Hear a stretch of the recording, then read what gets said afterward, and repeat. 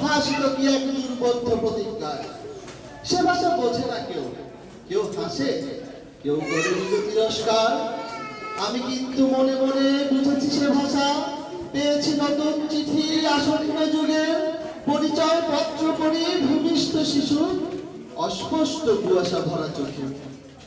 এসেছে নতুন শিশু, তাকে ছেড়ে দিতে হবে স্থান, জীর্ণ পৃথিবীতে ব্যর্থ মৃত আর ধ্বংসস্তূপ পিঠে। চলে যেতে হবে আমাদের, চলে যাব, তবু আজ যতক্ষণ দেহে আছে প্রাণ, প্রাণপণে পৃথিবী সরাবো চঞ্চল, এ বিশ্বকে শিশুর বাসযোগ্য করে যাব আমি।